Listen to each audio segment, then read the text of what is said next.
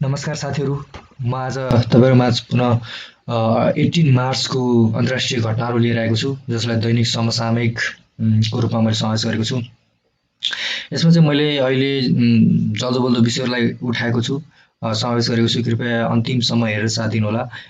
लोकसेवाले लिने जुनसुकै इक्जामको लागि एकदमै महत्त्वपूर्ण हुनेछन् यो घटनाक्रमहरू। कृपया एकदमै धैर्यताका साथ हेरिदिनुहोला। अब म ढिला नगरिकन क्वेसनमा जान चाहन्छु।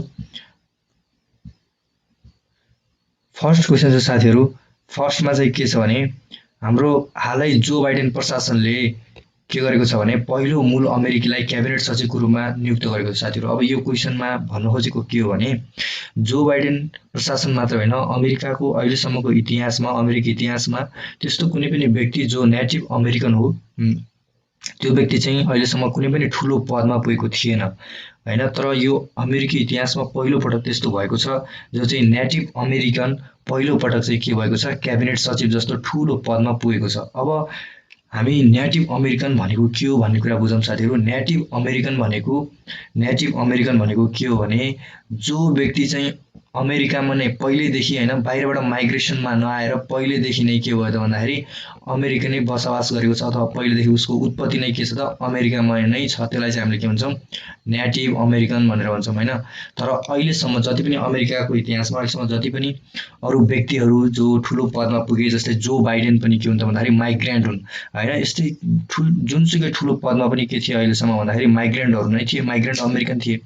तर अमेरिकी इतिहासमा पहिलोपटक त्यस्तो भएको छ, जो चाहिँ नेटिभ अमेरिकन भइकन पनि ठुलो पदमा पुग्न सफल भएकी छिन्। उनी हुन् साथीहरू देव हल्यान्ड भन्ने महिला हुन्। उनी को हुन् त, देव हल्यान्ड भन्ने महिला हुन् साथीहरू। अनि उनलाई चाहिँ क्याबिनेट सचिवको रूपमा के गरेको छ, नियुक्त गरेको छ, क्याबिनेट सचिवको रूपमा नियुक्त गरेको छ। अब फेरि क्याबिनेट सचिव भन्ने बित्तिकै हामीलाई के सोच आउँछ भने यो प्रशासनिक पद होला भन्ने सोच आउँछ, किनभने क्याबिनेट सचिव भनेको त हाम्रो देशमा प्रशासनिक पद हो साथीहरू। क्याबिनेट सचिव भनेको हाम्रो देशमा प्रशासनिक पद हो। हाम्रो देशमा क्याबिनेट सचिव भनेको के हो त भन्दाखेरि हामीले मुख्य सचिवलाई लिन्छौँ। मुख्य सचिव भनेको निजामती सेवाको सर्वोच्च पद हो साथीहरू। अब यसमा चाहिँ अहिले हाम्रो देशमा अहिले क्याबिनेट सचिव को हुनुहुन्छ त शङ्करदास बैरागी हुनुहुन्छ होइन। तर अमेरिकामा साथीहरू क्याबिनेट सचिव भनेको मन्त्रीलाई चिनिन्छ कि, मन्त्रीलाई भनिन्छ, अथवा प्रशासनिक पद नभइकन त्यो कस्तो पद रहेछ त क्याबिनेट सचिव भनेको, राजनैतिक पद रहेछ। जस्तै हाम्रो कन्ट्रीमा हामीले परराष्ट्र मन्त्री भनेर भन्छौँ होइन। परराष्ट्र मन्त्री भनेको विदेश मामिला हेर्ने मन्त्रीलाई भन्छौँ परराष्ट्र मन्त्री। तर अमेरिकामा के भनिन्छ भने विदेश सचिव भनिन्छ, त्यसलाई विदेश सचिव भनिन्छ, फरेन सेक्रेटरी भनिन्छ त्यसलाई। अहिले चाहिँ एन्टोनी ब्लिङ्केन भन्ने चाहिँ अमेरिकी विदेश सचिव छन्। अनि अब अमेरिकामा चाहिँ के भन्दो रहेछ, क्याबिनेट सचिवको ठाउँ भनेको के हो भने एउटा मन्त्री पद रहेछ भन्ने बुझ्नु पर्यो।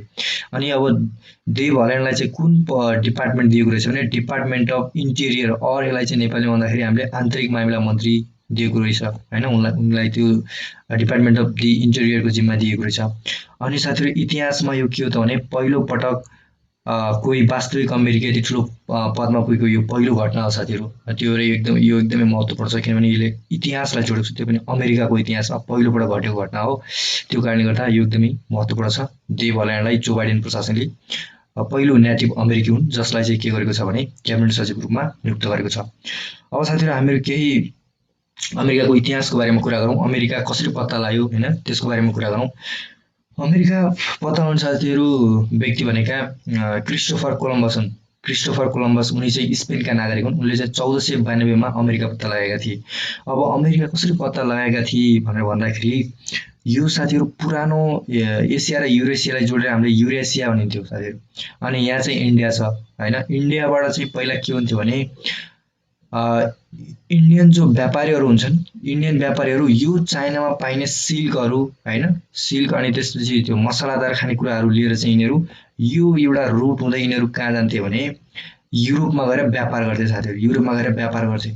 त्यो भएर यो रुटलाई के भनिन्थ्यो भने सिल्क रुट भनिन्थ्यो। के रुट भनिन्थ्यो? सिल्क रुट भनिन्थ्यो। यसरी यिनीहरू व्यापार गर्दै जाँदा यो बेला यो एउटा ठाउँ पर्थ्यो साथीहरू। यो ठाउँ भनेको के हो भने अहिलेको टर्की हो साथीहरू। टर्की भन्ने ठाउँ पर्थ्यो। यो टर्की पहिला रोमन अम्पायरको थियो साथीहरू। रोमन अम्पायरले चाहिँ के गरेको थियो, आफ्नो यसमा कब्जा जमाएको थियो।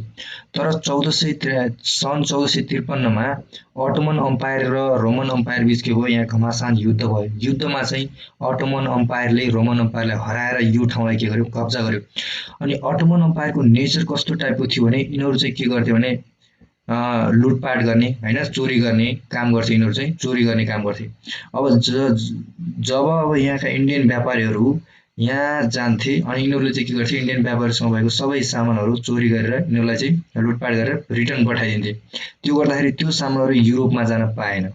युरोपमा जान नपाएपछि युरोपियनहरूलाई त्यहाँ के भयो त समस्या भयो। अनि युरोपमा पर्ने स्पेन देशका यो क्रिस्टोफर कोलम्बस व्यक्ति चाहिँ के गरे भने अब म चाहिँ अब के गर्छु, इन्डियाको खोजीमा जान्छु भन्ने यिनले चाहिँ निर्णय गरे। अनि इन्डियाको खोजीमा साथीहरू यदि यिनी यो बाटो जान्थे भने यता त माथि त रसिया छ, यता माथि के छ आर्कटिक सर्कल हो त्यो, अनि रसिया छ। अब यिनले यो बाटो गएको भए यिनी सिधै इन्डिया आउनेलाई के थियो, सजिलो थियो। तर साथीहरू यो बाटो एकदमै खतरनाक हुन्छ, किनभने यता एकदमै चिसो हुन्छ होइन, अनि एकदमै यो डेन्जरस वे हो। त्यो कारणले गर्दाखेरि उनी यो बाटो नगइकन पृथ्वी गोलो छ, म यो बाटो गएँ भने म यहाँ पुग्न सक्छु भन्ने हिसाबले यिनले चाहिँ अनुमान गरेर यिनी यस साथीहरू यो बाटो निस्किए। यो बाटो निस्केर यिनी चाहिँ पेसिफिक ओसियन हुँदै निस्किए साथीहरू। अनि यिनले चाहिँ के देख्यो भने टाढैबाट एउटा के देख्यो भने अमेरिका देखे। के देखे? अमेरिका देखे। यिनलाई त अब अमेरिका भन्ने थाहा थिएन साथीहरू। अमेरिकामा पहिले के थियो भन्दा त्यहाँ नेटिभ अमेरिकनहरू त बस्थे, तर यिनलाई के थियो थाहा थिएन भने यो अमेरिका हो भनेर थाहा थिएन। यिनी त्यहाँ म भारत पुगेँ भन्ने यिनलाई फिल भयो। अनि यिनले भारत पुगेँ भन्ने फिल भइसकेपछि यिनी त्यहाँ गएर आफ्नो जहाज रोके र त्यहाँ गएर अब भारतीय व्यापारीहरूले चाहिँ बेच्ने मालसामानहरू तिनले त्यहाँ खोजी गरे, तर उनले त्यहाँ भेटेनन्। अनि त्यो भइसकेपछि यो अमेरिका हो भन्ने चाहिँ के भयो रहेछ, फिल भयो रहेछ साथीहरू होइन। यसरी चाहिँ उनले के गरेर रहेछन्, इन्डियाको खोजी गर्दा अमेरिका पत्ता लगाए रहेछन्। अब न्यू मेक्सिको लागि प्रतिनिधि नियुक्त गरिएको भनेर यो भनेको छ। यो भनेको त्यही देव हल्यान्डलाई के को लागि प्रतिनिधि नियुक्त गरेको छ भन्दाखेरि न्यू मेक्सिको कुन स्टेटको लागि, कुन राज्यको लागि भन्दा न्यू मेक्सिको राज्यको लागि उनलाई प्रतिनिधि नियुक्त गरेको छ।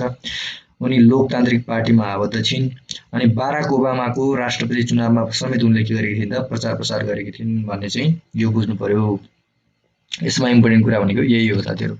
अब यो मैले यो गुगल म्याप पनि देखाएको छु। यो भनेको इन्डिया भयो। अनि इन्डियाबाट यो वेमा यसरी जाँदाखेरि यहाँ चाहिँ साथीहरू यो टर्की पर्यो होइन। टर्की एसिया र युरोप दुईटै कन्टिनेन्टमा पर्छ साथीहरू। यो टर्कीको जुन यो पोजिसन छ, यो पोजिसनलाई हामीले कुस्तुनतुनिया भन्थ्यो त्यो बेला चाहिँ, कुस्तुनतुनिया भन्थ्यो यसलाई चाहिँ।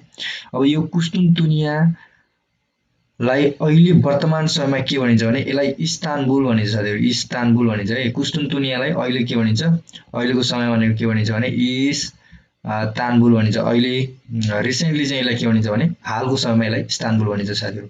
हो यहाँबाट जान्थे, यसलाई चाहिँ हामीले चाइनाको सामानहरू लिएर इन्डियनहरू कहाँ जान्थे, युरोपमा व्यापार गर्न जान्थे। यसलाई चाहिँ त्यही भएर सिल्क रोड भनिन्थ्यो। अनि यसलाई सिल्क रोड भनिन्थ्यो। अनि यो सिल्क रोडमा यहाँ अटोमन अम्पायरहरूको राज थियो पहिला, पछि चाहिँ यहाँ रोमन अम्पायरको राज थियो। पछि अटोमन अम्पायरले रोमन अम्पायरलाई हराएर 1453 मा हराए।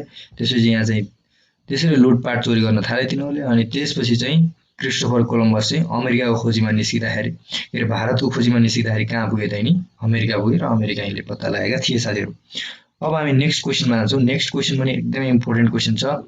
नेक्स्ट क्वेसनले के भन्छ भने हालै चीनले कुन स्वायत्त क्षेत्रमा चुनावी व्यवस्थापनमा परिवर्तन गरेको छ भन्छ होइन। अप्सन एमा छ मकाउ, अप्सन बीमा ताइवान, अप्सन सीमा तिब्बत, अप्सन डीमा हङकङ भनेको छ। यसको करेक्ट आन्सर साथीहरू हङकङ हो।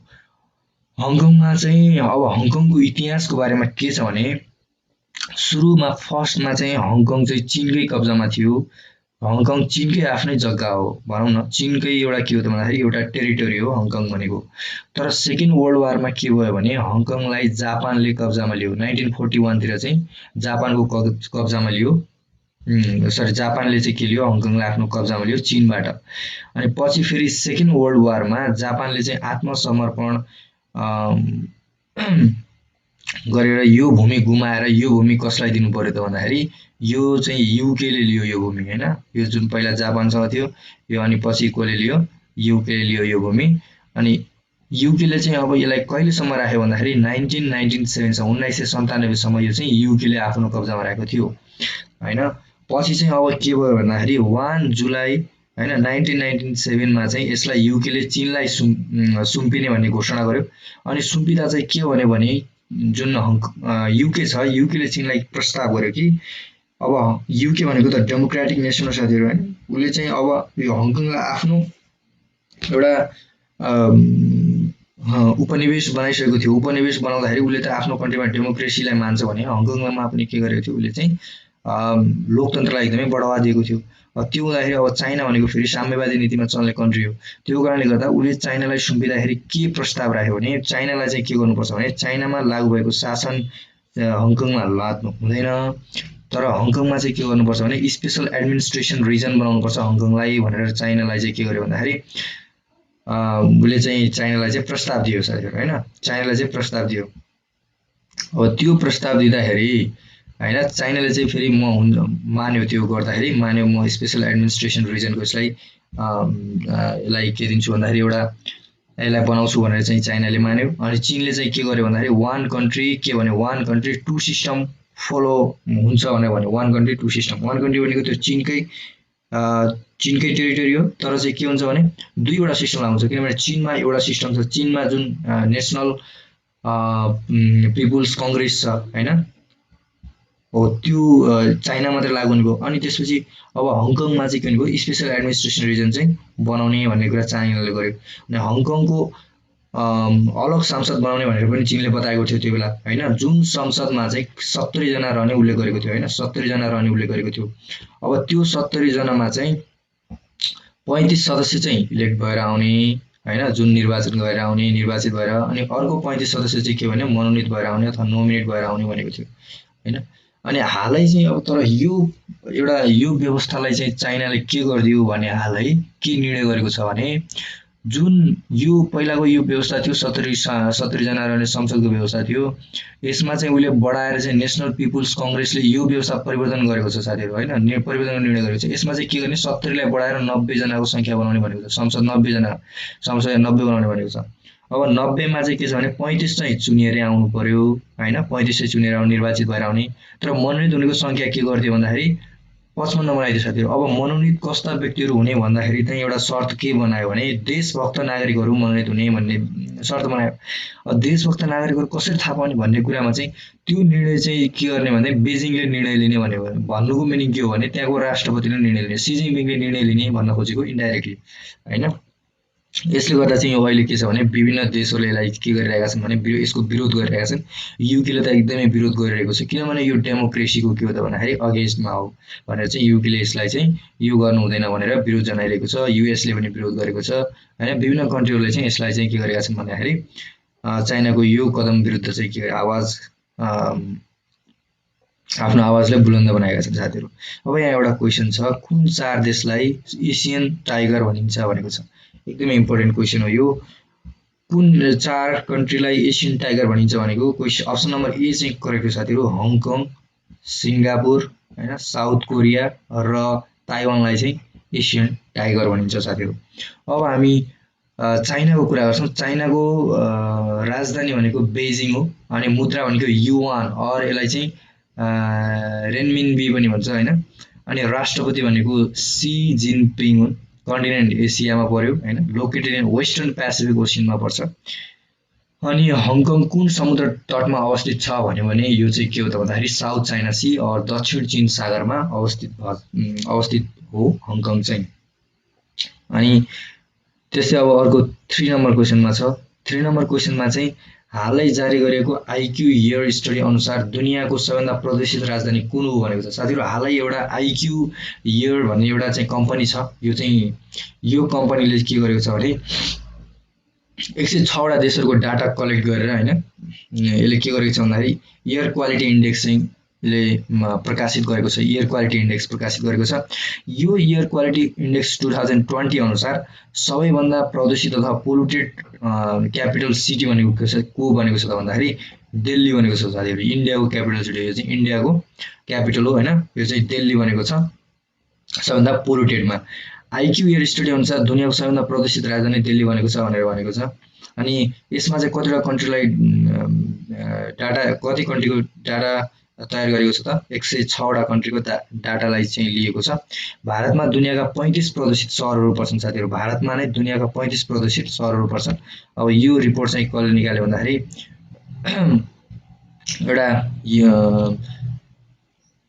यो आइक्यू इयर स्टडी भन्ने कम्पनी छ, त्यो कम्पनीले चाहिँ यो निकालेको छ। अनि यो के को बेसिसमा निकालेको छ भन्दाखेरि पीएम पार्टिकुलेट म्याटर 2.5 लाई चाहिँ यसले के भनेको छ, आधार बनाएको छ। पार्टिकुलेट म्याटर 2.5 लाई आधार बनाएको छ भनेको पार्टिकल साइज चाहिँ कति हुनु पर्यो, 2.5 माइक्रोन हुनु पर्यो। कति हुनु पर्यो, 2.5 माइक्रोन हुनु पर्यो साथीहरु। यहाँ मैले दिएको छु 2.5 माइक्रोन कति सानो हुन्छ भनेर। यो 2.5 माइक्रोन चाहिँ हाम्रो लङ्समा इजिली चाहिँ के हुन सक्छ, ट्राभल गर्न सक्छ हैन। अहिले चाहिँ हाम्रो यो इयरहरुमा 2.5 माइक्रोनको पार्टिकुलेट म्याटर्सहरु के छ त भन्दाखेरि एकदमै धेरै छ। यसलाई चाहिँ पोल्युसनको के मानेको छ, क्राइटेरिया मानेको छ। अब ह्युमन हेयरको कुरा गर्दाखेरि हाम्रो हेयर चाहिँ को साइज भनेको 16 माइक्रोन हुन्छ साथीहरु है। यो पनि बुझ्नु होला। अब कन्ट्रीको कुरा गर्दाखेरि वर्ल्डमा चाहिँ सबभन्दा top most country polluted country भनेको को छ त, बंगलादेश भएको छ। अनि सेकेन्डमा पाकिस्तान छ, थर्डमा चाहिँ इन्डिया छ। सबभन्दा पोल्युटेड भनेको को त कन्ट्री, बंगलादेश। अनि सेकेन्डमा पाकिस्तान, थर्डमा इन्डिया, फोर्थमा मंगोलिया, फिफ्थमा अफगानिस्तान। फर्स्टमा बंगलादेश, सेकेन्डमा पाकिस्तान, थर्डमा इन्डिया। सबै यो के हुन्छ भन्दाखेरि हाम्रो सार्कै नेसनहरु छन्। यहाँसम्म हेर्नु, तीनटा फर्स्ट थ्रीमा चाहिँ सार्कै नेसन छन्, एउटा बंगलादेश, एउटा पाकिस्तान, एउटा इन्डिया। थर्डसम्म, फोर्थमा मंगोलिया पर्यो हैन। अनि फिफ्थमा फेरि सार्कै कन्ट्री अफगानिस्तान हैन। यसैगरी हाम्रो कन्ट्री चाहिँ, हाम्रो कन्ट्री नेपाल चाहिँ कतिमा, 12औं पोजिसनमा, 12औं पोजिसनमा परेको छ हैन। 12औं पोजिसनमा पोल्युटेड देश मध्ये 12औंमा, सबभन्दा प्रदूषित देश मध्ये 12औं पोजिसनमा हाम्रो देश परेको छ। र सबभन्दा अन्तिममा को भयो अथवा सबभन्दा कम पोल्युटेड कन्ट्रीहरुको हामीले लास्टको कुरा गर्दाखेरि पोर्टो रिको भन्ने सबभन्दा अन्तिममा परेको छ, 106औं स्थानमा परेको छ साथीहरु हैन। सबभन्दा अथवा यसमा चाहिँ एकदम एयर क्वालिटी सबभन्दा राम्रो छ भन्ने कुरा पोर्टो रिकोमा राम्रो रहेछ। अब हामीले क्यापिटल सिटीको कुरा गर्दाखेरि हैन, क्यापिटल सिटीको कुरा गर्दाखेरि हेर्नुस्, सबभन्दा पोल्युटेड भनेको त्यही इन्डियाको दिल्ली पर्यो हैन। सेकेन्ड चाहिँ कहाँको पर्यो रहेछ, ढाका, बंगलादेशको क्यापिटल हो। अनि उलानबटार मंगोलियाको क्यापिटल पर्यो थर्डमा। फोर्थमा चाहिँ काबुल अफगानिस्तानको क्यापिटल पर्यो। फिफ्थमा दोहा कतारको क्यापिटल पर्यो। अनि यसैगरी साथीहरु अब हाम्रो क्यापिटल चाहिँ कतिमा पर्छ भने हाम्रो काठमाडौँ चाहिँ 10th पोजिसनमा पर्छ साथीहरु। 10औं नम्बरमा चाहिँ हाम्रो काठमाडौँ चाहिँ पर्दो रहेछ पोल्युटेड क्यापिटल मध्ये, क्यापिटल सिटी मध्ये। फर्स्टमा चाहिँ इन्डियाको दिल्ली, सेकेन्डमा ढाका, थर्डमा उलानबटार, फोर्थमा काबुल, फिफ्थमा दोहा। अनि हाम्रो चाहिँ 10 नम्बर पोजिसनमा पर्दो रहेछ। अनि अब सेन्ट्रल एन्ड साउथ एसियाको कुरा गर्दाखेरि हाम्रो कन्ट्री चाहिँ 6औं नम्बरमा पोल्युटेड कन्ट्रीमा पर्दो रहेछ। फर्स्टमा चाहिँ बंगलादेश भयो, सेकेन्डमा पाकिस्तान, थर्डमा हाम्रो इन्डिया, अनि फोर्थमा चाहिँ अफगानिस्तान भयो। अनि यसरी चाहिँ अनि फिफ्थमा किर्गिस्तान र सिक्समा चाहिँ नेपाल चाहिँ 6मा, साउथ एसियामा एन्ड सेन्ट्रल एसियामा नेपाल 6 नम्बरको पोजिसनमा पर्दो रहेछ। एकदमै इम्पोर्टेन्ट हो। अनि सबभन्दा प्रदूषित देशहरु मैले भनिसके, बंगलादेश हो, अनि पाकिस्तान, भारत, फोर्थमा मंगोलिया र फिफ्थमा अफगानिस्तान। हाम्रो कन्ट्री चाहिँ 12औं पोजिसनमा पर्छ। अब एयर क्वालिटी इन्डेक्स हाम्रो देशको कन्टेक्स्टमा के छ भने पोल्युटेन्ट्सहरु, मेन पोल्युटेन्ट्सहरु के छन् त हाम्रोमा, एयर क्वालिटीलाई बिगार्ने मेन पोल्युटेन्ट्सहरु के छन् भने एउटा ब्ल्याक कार्बन हो साथीहरु। ब्ल्याक कार्बन भनेको यो जुन कोलहरु हुन्छ, ओइलहरु हुन्छ, त्यसलाई चाहिँ इन्कम्प्लिट कम्बसन भएर निस्किन्छ, त्यो ब्ल्याक कार्बन हो। अर्को चाहिँ कार्बन मोनोक्साइड हो, अर्को चाहिँ NO2 हो, अर्को ओजोन इटसेल्फ हो, अर्को चाहिँ सल्फर डाइअक्साइड हो साथीहरु। यो चाहिँ हाम्रो कन्ट्रीको कन्टेक्स्टमा चाहिँ पोल्युटेन्ट्सहरु हुन्। हाम्रो एयर क्वालिटीलाई यिनीहरुले के गर्छन् भन्दाखेरि बिगारिरहेछन्।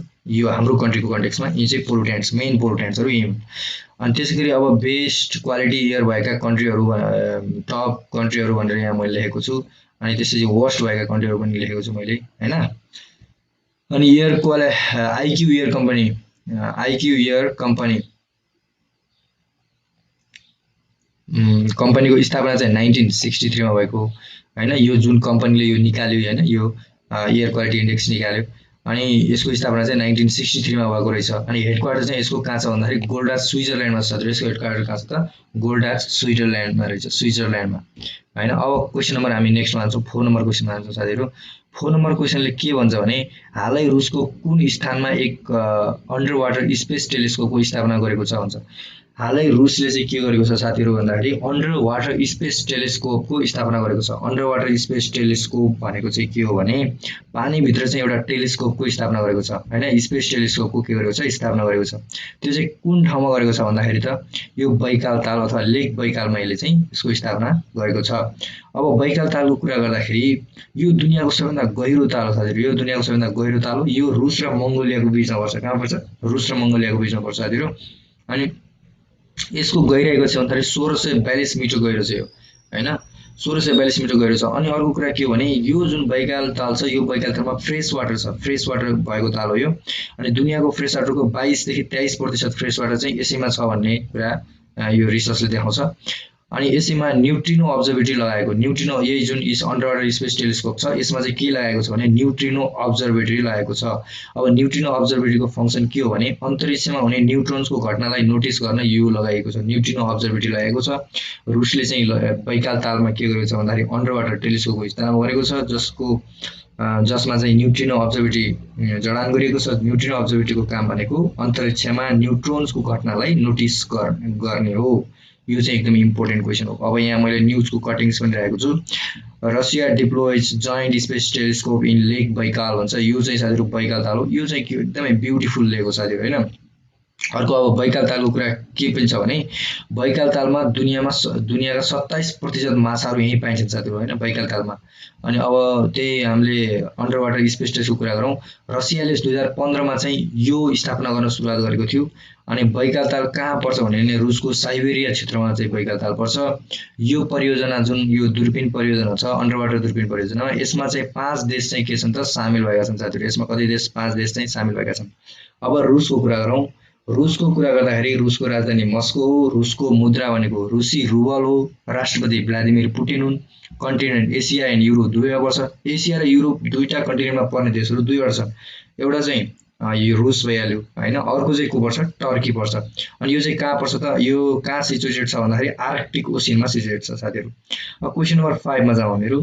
क्वेशन नम्बर 5 मा के भन्छ भने हालै कुन देशले विश्वको सबैभन्दा ठूलो तैरिएको सोलर फार्म स्थापना गरेको छ भनेको फ्लोटिङ सोलर फार्म यो स्थापना गर्न लागेको छ साथीहरु सिङ्गापुरले हैन। फ्लोटिङ सोलर फार्म सिङ्गापुरले स्थापना गर्दैछ हैन।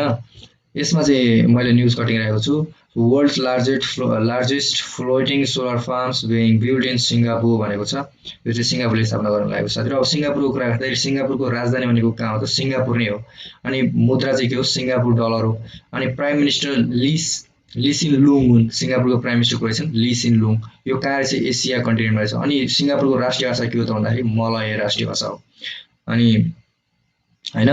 अनि अब दिवसको कुरा गर्दाखेरि हामीले 15 मार्चमा वर्ल्ड कन्ज्युमर्स राइट्स डे मनायौं हैन, विश्व उपभोक्ता अधिकार दिवस मनायौं। 20 मार्चमा चाहिँ अन्तर्राष्ट्रिय खुसी दिवस मनाइन्छ। अब 21 मार्च चाहिँ international day for elimination of racial discrimination अनि वर्ल्ड डाउन सिन्ड्रोम्स डे पनि 21 मार्चमा मनाइन्छ साथीहरु। अब क्वेशन नम्बर 6 मा जाउँ हामीहरु। क्वेशन नम्बर 6 मा चाहिँ के छ भने सर्वश्रेष्ठ अभिनेता ओस्कार पुरस्कारको लागि मनोनीत हुने पहिलो मुस्लिम को बनेका छन्। एकदमै इम्पोर्टेन्ट क्वेशन हो साथीहरु। यो इतिहासमै पहिलोपटक घटेको घटना हो हैन। इतिहासमै पहिलोपटक यस्तो भएको छ जो चाहिँ सर्वोत्कृष्ट अभिनेतामा ओस्कार अवार्डको लागि नि चाहिँ नोमिनेट भएका छन्। रिज अहमद भन्ने व्यक्ति चाहिँ नोमिनेट भएका छन् साथीहरु। रिज अहमद हैन, रिज अहमद चाहिँ नोमिनेट भएका छन्। उनी चाहिँ को हुन् त भन्दाखेरि ब्रिटिश एक्टर हुन्। उनी पाकिस्तानी मूलका ब्रिटिश एक्टर हुन् साथीहरु।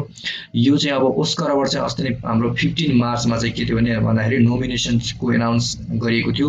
त्यो अनाउन्स गरेको थियो कोले भन्दा प्रियंका चोपडा एन्ड निक जोनसले गरेका थिए। यो चाहिँ अब जुन ओस्कार अवार्ड जसलाई चाहिँ एकाडेमी अवार्ड पनि भनिन्छ यो चाहिँ 93 औं संस्करण हुँदैछ साथीहरु हैन, अथवा 93 एडिसनको हुँदैछ यो एकाडेमी अवार्ड हुँदैछ। अनि यो जुन रिज अहमद छन् यिनले चाहिँ कुन फिल्मको लागि नोमिनेसन पाएका छन् भने साउन्ड अफ मेटल मुभीका लागि यिनले नोमिनेसन पाएका छन्। अब यो अवार्ड चाहिँ कहिले दिइनेछ भने 25 अप्रिलमा दिइनेछ साथीहरु। अनि अब एकाडेमी अवार्ड जसलाई ओस्कर अवार्ड पनि भनिन्छ यसको लागि यसको इतिहासको कुरा गर्दै यसलाई पहिलोपटक 1929 मा दिएको थियो हैन। अब अर्को एउटा इम्पोर्टेन्ट के पनि छ भने क्लोज हाउ निर्देशन क्याटेगोरीमा नोमिनेट हुने पहिलो महिला बनेकी छिन् हैन। क्लोज हाउ चाहिँ यो क्लोज हाउ भन्ने चाहिँ महिला चाहिँ के भएकी छिन् भने यो निर्देशन क्याटेगोरी अथवा डाइरेक्सन गर्ने क्याटेगोरीमा नोमिनेट हुने पहिलो महिला बनेकी छिन्। यो भन्दा पहिला चाहिँ कुनै पनि महिलालाई चाहिँ यो डाइरेक्सनको क्याटेगोरीमा नोमिनेट गरिएको थिएन साथीहरु। क्लोज हाउ चाहिँ पहिलो महिला बनेकी छिन्। यो पनि एकदम इम्पोर्टेन्ट हो। अब मैले यहाँ न्यूज कटिङ राखेको छु। Riyaz Ahmed makes history as first Muslim nominated for lead actor Oscar भनेको छ हैन। यो चाहिँ त्यो कुन मुभीबाट भन्ने कुरा यहाँ मैले लेखेको छु साउन्ड अफ मेटल भन्ने मुभीबाट हैन, एकदम इम्पोर्टेन्ट हो। यी चाहिँ कुन त रिज अहमद हुन्। अब क्वेशन नम्बर 7 पनि एकदमै इम्पोर्टेन्ट छ साथीहरु। क्वेशन नम्बर 7 मा के छ भने खेलकुदसँग सम्बन्धित क्वेशन छ, खेलकुदसँग सम्बन्धित छ, त्यो पनि क्रिकेटसँग सम्बन्धित क्वेशन छ। यिनी यिनी व्यक्तिलाई त तपाईँहरू सबैले चिन्नुहुन्छ, किनभने यिनी चाहिँ एउटा अहिलेका इमर्जिङ प्लेयर हुन्। यिनी चाहिँ अफगानिस्तानका रसिद खान हुन् साथीहरू। हाम्रो कन्ट्रीसँगै खेल्दा खेल्दै चाहिँ यिनी अहिले चाहिँ विश्वकै उत्कृष्ट बलरमा पर्न सफल भइसकेका छन्। पहिला चाहिँ हाम्रो कन्ट्रीसँग खेलेर यिनले सिकेका हुन्। यिनी चाहिँ रसिद खान हुन्। यिनले चाहिँ के गरेका छन् भने अहिले 21औं शताब्दीमा चाहिँ पहिलो बलर बनेका छन् जसले चाहिँ टेस्टमा सर्वाधिक ओभर बलिङ गरेका छन् साथीहरू। यिनले चाहिँ जुन अहिले यिनको जिम्बाब्वेसँग अफगानिस्तानको जिम्बाब्वेसँग के भइरहेको छ, टेस्ट श्रृङ्खला भइरहेको छ, उनले चाहिँ त्यो टेस्टमा चाहिँ 99.2 ओभर्स चाहिँ बलिङ गरेका छन् साथीहरू। 99.2 ओभर्स बलिङ गरेका छन्। उनले सेन वान, अस्ट्रेलियाका सेन वानको रेकर्ड तोडेका छन्। सेन वानको रेकर्ड तोडेका छन्। सेन वानले चाहिँ के गरेका थिए भने साउथ अफ्रिकाको विरुद्धमा केप टाउनमा 98 ओभर्स चाहिँ बलिङ गरेका थिए बढीमा। अब रसिद खानले चाहिँ कति गरिदिए भन्दाखेरि 99.2 ओभर्स गरिदिए होइन। अनि त्यसपछि कसको विरुद्धमा गरे त? जिम्बाब्वेको विरुद्धमा गरे। अब अझै योभन्दा अब यो भनेको कति हो, 21st सेन्चुरीको कुरा गरे हामीले साथीहरू। अब 1998मा चाहिँ यो जुन हाम्रो के अरे श्रीलङ्काका मुथैया मुरलीधरनले चाहिँ के गरेका थिए भने 113.5 ओभर चाहिँ बलिङ गरेका थिए इङ्ल्यान्डको विरुद्धमा है। यो चाहिँ एकदमै ठुलो रेकर्ड हो होइन। यो रेकर्डलाई चाहिँ अब रसिद खानले तोडेका होइनन् कि, यिनले चाहिँ सेन वानको रेकर्ड तोडे र 21औं शताब्दीको फर्स्ट बलर पनि बने नि है। यो चाहिँ इम्पोर्टेन्ट छ। अब क्वेसन नम्बर 8 मा छ साथीहरू। क्वेसन नम्बर 8 मा के छ भने हालै लौ ओटेन्सको निधन भएको छ होइन। उनले निम्नलिखित मध्ये के को आविष्कार गरेका थिए भने लौ ओटेन्स भन्ने छ यो यो पनि एकदमै इम्पोर्टेन्ट क्वेसन हो। लौ ओटेन्सको निधन भएको छ। उनले के को आविष्कार गरेका थिए? Audio cassette, DVD, video cassette, tape, LED bulb. यिनले चाहिँ अडियो क्यासेटको आविष्कार गरेका थिए साथीहरू होइन। यिनको निधन चाहिँ मार्च 6, 2021 मा भएको छ। यिनी नेदरल्यान्डका नागरिक हुन्। यिनी हुन् चाहिँ हाम्रो अडियो क्यासेटका आविष्कारक लौ ओटेन्स होइन। यिनको चाहिँ के भएको छ? 94 वर्षको उमेरमा चाहिँ के भएको छ? निधन भएको छ। कहिले निधन भएको हो भने 6 मार्च 2021, यही अस्ति 6 मार्चमा चाहिँ यिनको के भयो? निधन भयो लौ ओटेन्सको। यो पनि एकदम इम्पोर्टेन्ट छ। र क्वेसन नम्बर 8 मा जाउँ। अब क्वेसन नम्बर 8 मा चाहिँ निम्न मध्ये कुन ट्रान्सम्यान अभिनेतालाई टाइम म्यागजिनले कभर पेजमा स्थान दिएको छ भनेको छ। पहिला सुरुमा हामी बुझौँ ट्रान्सम्यान भनेको के हो साथीहरू। ट्रान्सम्यान भनेको के हो भने पहिला सुरुमा जन्मिँदाखेरि फिमेल भएर जन्मेको होइन, फिमेल भएर जन्मेको, तर उमेर बढ्दै जाँदाखेरि हर्मोनल इम्ब्यालेन्सको कारणले गर्दा मेल बनेको होइन। मेलमा बदलिनुलाई के हुन्छ? ट्रान्सम्यान भन्छ। अब त्यस्तो ट्रान्सम्यान चाहिँ के हो? अभिनेता छन् जसलाई चाहिँ अहिले टाइम म्यागजिनले चाहिँ आफ्नो कभर पेजमा चाहिँ के दिएको छ? स्थान दिएको छ। यो पनि एउटा नयाँ खालको क्वेसन हो। उनको नाम भनेको के हो त भने इलियट पेज हो साथीहरू। को हो त? Elliot Page. इलियट पेज ट्रान्सम्यानलाई चाहिँ कभर पेजमा स्थान दिएको छ टाइम्स म्यागजिनले। उनले यिनको चर्चित फिल्म के हो त? जुनो भन्ने यिनको चाहिँ के थियो? चर्चित फिल्म थियो। जुनो नामको चर्चित फिल्म। यो इम्पोर्टेन्ट होइन। इलियट पेजलाई चाहिँ एउटा ट्रान्सम्यान अभिनेता हुन् जसलाई चाहिँ टाइम्स म्यागजिनले चाहिँ के गरेको? टाइम म्यागजिनले के गरेको छ? कभर पेजमा स्थान दिएको छ। उनको चर्चित फिल्म जुनो हो। अब क्वेसन नम्बर 9 मा जाउँ। हालै कुन देशमा अन्डरग्राउन्ड मिसाइल सिटी बनाइएको छ र? एकदमै इम्पोर्टेन्ट क्वेसन हो साथीहरू।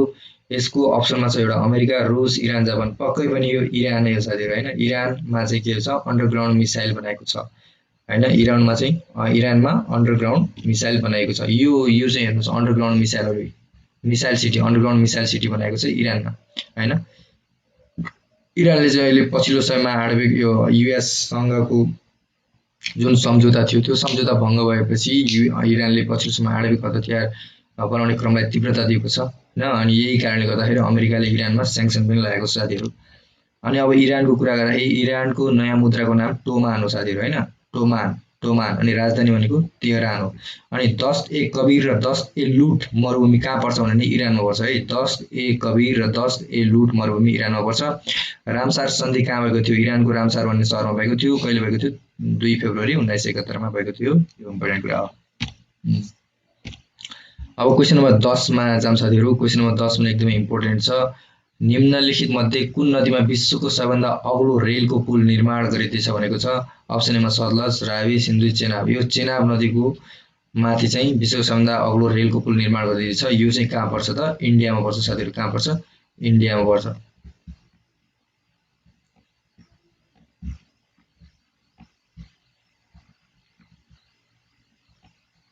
इन्डियामा पर्छ यो। अनि विश्वको सबभन्दा अग्लो रेल पुल बन्दै गरेको छ कहाँ? जम्मू कश्मीर राज्यमा पर्छ होइन। लम्बाइ कति छ भन्दाखेरि 1300 मिटर उचाइमा यसको लम्बाइ चाहिँ 1300 मिटर हुने हैन, लम्बाइ चाहिँ 1300 मिटरको हुने र यसको उचाइ चाहिँ 359 मिटर, 1315 मिटर लम्बाइ, 1359 मिटर उचाइ, 1315 र 359 मिटर उचाइ, 1315 मिटर यसको लम्बाइ हुने, 1315 लम्बाइ, 359 मिटर उचाइ र यो 2022 सम्म तयार हुनेछ भन्ने चाहिँ अनुमान गरिएको छ साथीहरु। यो चाहिँ के हो भन्दाखेरि सबैभन्दा उच्च स्थानमा रहेको रेल पुल हो हैन, विशेष भन्दा अग्लो रेल पुल, यसलाई चाहिँ भन्छ रेल पुल हैन।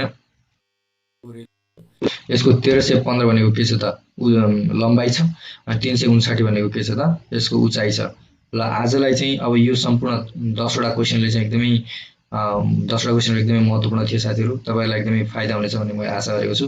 अन्तिमसम्म हेरेर साथ दिनुभयो त्यसको लागि तपाईहरुलाई धेरै धेरै धन्यवाद। यसैगरी पछि मैले बनाउने भिडियोहरुमा पनि तपाईहरुले हेरेर साथ दिनुहुन्छ भन्ने मैले आशा गरेको छु। धन्यवाद साथीहरु।